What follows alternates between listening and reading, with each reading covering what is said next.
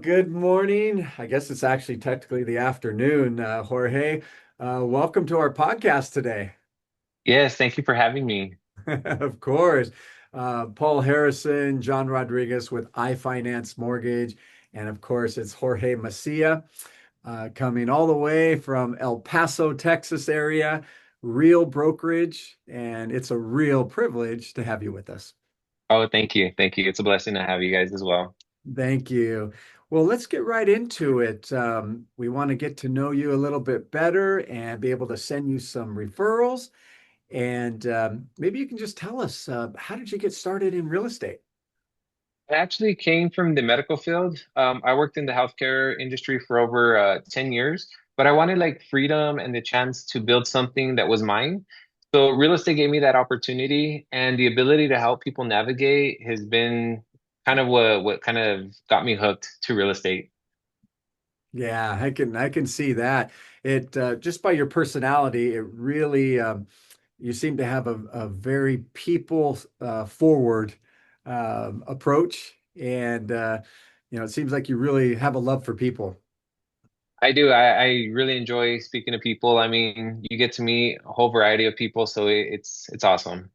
Oh, that's great. And just a little bit more on kind of how you came into the business. So, coming from the medical field and all of that, how give us a little idea of the timing, like how long you've been working now with on the real estate side.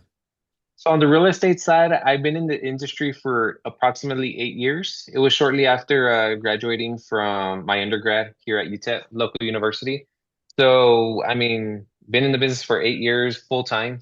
So it's really been a blessing. Oh, that's fantastic. Um, so tell us about your current market there in El Paso and sort of what you do that you think sets you apart from other realtors. Okay, definitely. So yeah, so the El Paso market, I mean, it's staying strong. I mean, inventory is up about 12% compared to this time last year, especially in that $250,000 range to $400,000 range. I mean, prices are holding firm, but there's still, I mean, inventory is sitting a little longer, but it's still allowing buyers to come into homes at a reasonable price, and still negotiations are taking place. So, I mean, El Paso has always been known as a buyer's market, and we're slowly transitioning back to becoming a buyer's market after this whole COVID frenzy. And as far as El Paso, I mean, the groups that I help out is strongly military, since we are a huge military base. We have a huge military presence here in El Paso. So, I mean, we help out a variety of people from different backgrounds. And it kind of seems like this time we are in that PCSing season. So we have seen a lot of military come by these past couple months. Oh, that's fantastic. So, I get asked all the time, when's a good time to buy? And if someone Yes. was that, I'm sure you probably get that too. I know Paul and I, we do. What's your response to that? When's a good time to buy and why El Paso? Typically I always respond with today's always the best time to buy, because in the future we don't know what interest rates are going to be like. So I mean, we're rolling the ball on that. I mean, as you saw during our COVID season, we had lower interest rates, and now fast forward, a couple of people that I'm working with currently right now are saying we should have bought back then. I mean, we can't reverse time, so yeah, I mean, it's always a great time to buy. El Paso is very unique. I mean, we are a border city, so we are close to Mexico and New Mexico. So, I mean, you have that diversity here in our local town. Yeah, that's fantastic. Um, have you had to make any pivots or adjustments with the current, financial uncertainties and some of the added financial pressures that are happening right now? Yeah, so I mean, I've had to make pivots. I mean, those pivots are usually things that we kind of adjust based off the market. So getting creative, even with something as simple as an offer, something might be enticing. I'll give you the perfect example. So some of the pivots, we just recently went into contract on a offer. I mean, we had a multiple offer situation. So we went into contract on a property. and we had to kind of get creative with leaseback. So this particular seller is needing a leaseback. So we got creative with everything, and we were able to win my clients the offer. So I mean, those are some of the pivots we make. I mean, depending on the home and so forth, we'll kind of pivot and strategize to kind of make everything appealing. Yeah, that's good. Just a little bit more along the lines of adjusting and pivoting in our day-to-day business. When COVID hit, and that was a good and a bad time for a lot of people. Some people jumped into the market, then the rates dropped like crazy. Everybody jumped into the market. They were refinancing and purchasing. And then it changed again, and the rates went this direction. And what Yes. happened, Jorge, I'm sure you saw it, I know we saw it, is a lot of people left the business. A lot of realtors Yes. left the business. Lender shops closed up, rolled up their doors, and left because Yes. they were not able to pivot and make adjustments during that time.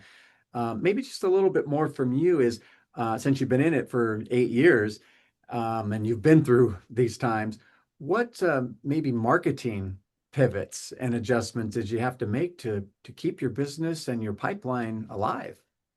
You know what? A lot of those pivots were actually social media, to be honest. I'm a very shy person. I really don't like the whole social media aspect of things. At the beginning, I didn't like it.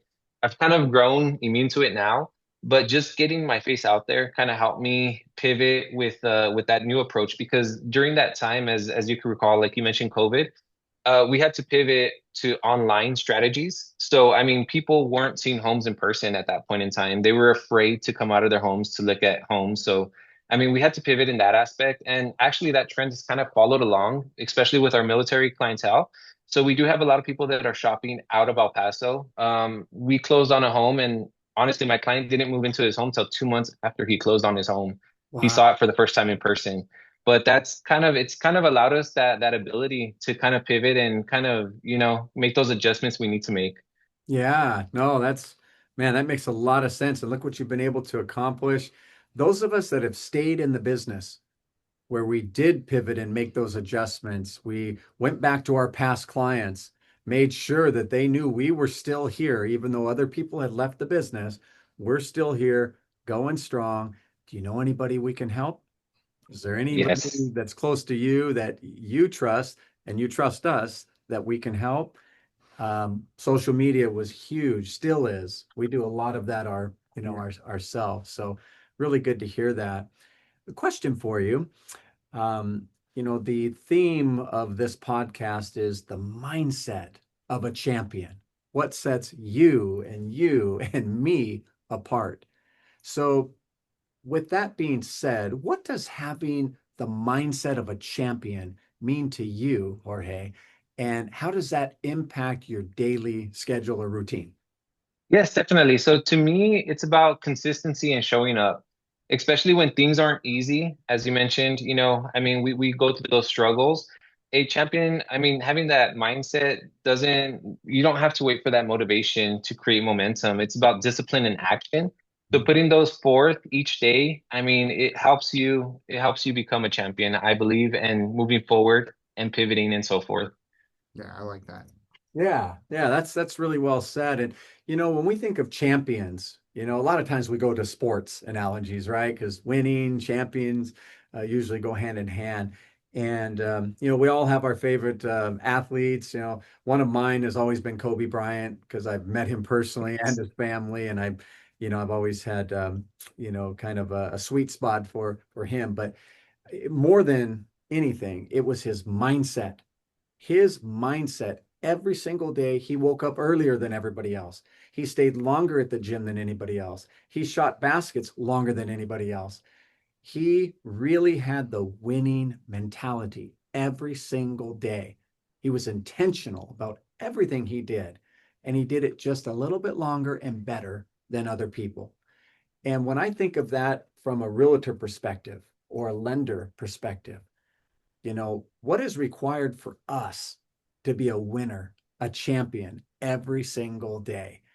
And that second part of the question is kind of how does that impact your day each day? What makes having a winning mentality, does it make you call more people each day?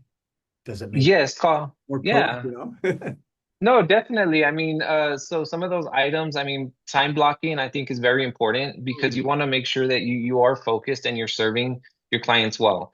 So I think that's played an important part in that particular mindset. That's huge. Time blocking. Yeah. You'll see it when we go to UWM together, but the CEO and President Matt Ishbia, huge on time blocking. As you can imagine, being the owner of the Phoenix Suns as well, and Wow. number one lender in the country, he's a little busy. And he blocks in 10-minute increments. Wow. 8 assistants that help him. And his blocks, if you need to get in front of him, it's 10 minutes or less. Speak, Wow. go. All right, now you're at 9 minutes. Wow. That's awesome. So Down to the point.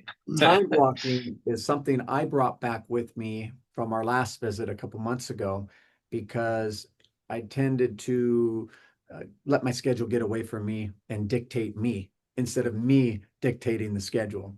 And so I created something on my email blocks using Calendly. Actually, I did 15 minutes, but they're schedule a 15-minute time block with me. And Yeah, I I'm was the same. working, right? You too? Yeah. Yeah. I use the same thing, 15-minute increments as well. Schedule some time with me. I love it. I Yeah. love it. And it really, I think what it does too is it helps prepare people in their minds like, okay, I got 15 minutes with Jorge. I better write some things down. I better be prepared because he's a busy man helping other families. And it's not to rush people, but it's to really maximize. We only have 24 hours in a day, Hmm. right? Yes. And we need to be able to give as much time priority to maybe it's our faith spiritually, our families, our wives, and then after that, the rest of the world can have our attention, you Yeah, know. and I think Yes. also from the other side, when you're booking a call with somebody, if you have to commit, it's like, oh, he wants me to book an hour. Like, how much information do I have to pull together before this call? Like, what is he going to be asking me? What are we going to be talking about? If it's 15 minutes, they know it's going to be a quick, you know, get the information and move on. And if we need to talk again, we can do it. Yeah, yeah, Yeah. that's so true. Well, those are all really good suggestions and really winning suggestions. The mindset of a champion like yourself, or hey, one final question that Paul and I have for you is you've been in the business a long time, been in it 8 years, been through different markets and pandemics and all this crazy stuff. And, there's other realtors, in fact, other business people that will hear this particular podcast. And they may be wondering, is the struggle worth it? Should I Yes. say what I'm doing? Or, what do I need to do to be successful? So we ask you that final question. What advice would you have for others to be successful? Yeah, so my advice would be stay focused and be adaptable because I mean the market is always fluid and it doesn't matter what market you're in, everything is always fluid, nothing's guaranteed. So just be aware of that and just genuinely like be focused and be able to adapt to those situations. I mean, I think those are the people that have stayed in the industry for a while, is those that were able to make those pivots and able to adapt to the different things that were kind of thrown our way. You know what I mean? So I think that's kind of important. And that would be, I guess, my main advice, because that's kind of helped me along with be uncomfortable. Because the more comfortable you get, the more likely you're gonna plateau, you know? Love that. Step out of your comfort zone, try something a little different. Maybe for folks that are a little more timid, let's say, or maybe they're a little more on the shy side, jump on a podcast. Why not? Right? Yes. Kind of like what I did here, you know? Yeah. This is out of my comfort zone, but I mean, you guys invited me and thank you for that.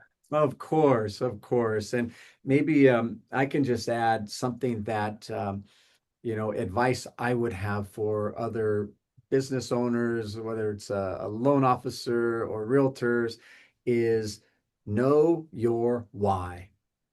Every Yes. single night before I go to bed, I'm reminded of my why, my beautiful wife, and Paul's as well, that's our why.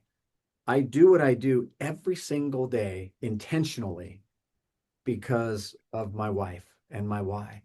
And when you wake up each morning, the preparation starts the night before for me, Yes. and even the start of each week, but I know what my time blocks are. I know what I need to get done.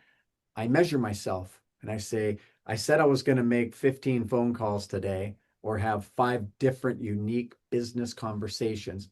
Did I do it? I get home, I'm having dinner, I share it with my wife. I did it. In fact, I exceeded it today. Or a couple of my calls went a lot longer, which was good.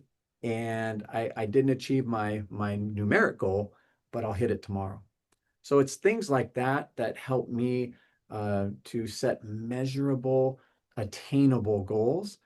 And that's what helps me to be successful. And when Paul and I are successful, that means we help you to be successful, because if we're helping one of your buyers, let's say, and we're not hitting the escrow goal and the closing date, well, that's not a good look on you. So we realize that we have to be intentional about everything we do. So that would be one piece that I would offer, as well to stay successful. Oh, I agree. I like that. Know your why. I mean, that's always been big on the coaching side of things when with my coach, and then winning the day, you kind of mentioned that as well, which is great. I love that. Yeah, absolutely. Well, tell you what, Jorge, Paul and I have thoroughly enjoyed these brief moments with you. We intentionally keep it shorter because we know you're busy helping families, so are we. But really, the goal is we've gotten to know you so much better. We see that you are intentional about helping others, especially in the El Paso area. Real Brokerage is a fantastic brokerage, and they have so many wonderful tools to offer to buyers and sellers as well. So we will use this podcast to send you referrals, because we now see more clearly that you have that mindset of a champion and what sets you apart. Thank you again so much for joining us today. We feel blessed ourselves. Thank you guys. You guys have a wonderful day. Thank Yeah, you. thanks, you too. Thank you.